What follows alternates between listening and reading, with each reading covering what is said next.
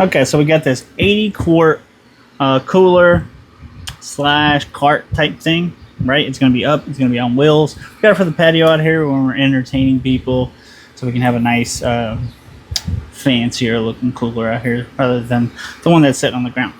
So we haven't put it together yet. That's the lid.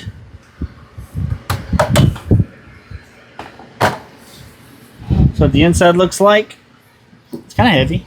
You can tell it's going to hold some ice. If it was too light, I'd be worried that my ice was just going to melt. So got the drain hole. It's got a really nice stainless steel cap for it.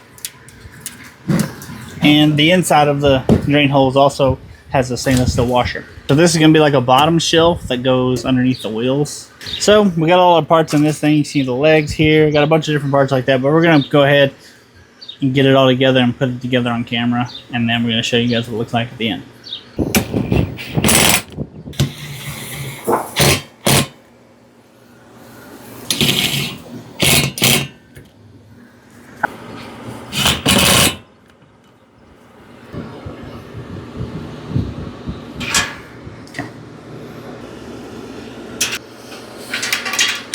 You can see we put one of the locks on this side, one of the locks on this side.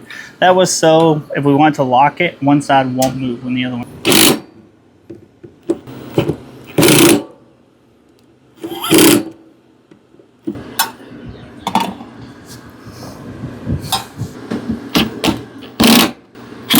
Okay guys, this is the finished product.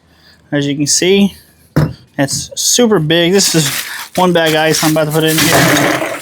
So ton of space in here. We got our bottle opener, we got the catch for the bottle opener, we got two different handles, two locking wheels, and then a shelf on the bottom. And I like it. It looks really nice. But that's pretty much it. That's the install. That's the cooler. I'm Jace. I'll see you next time.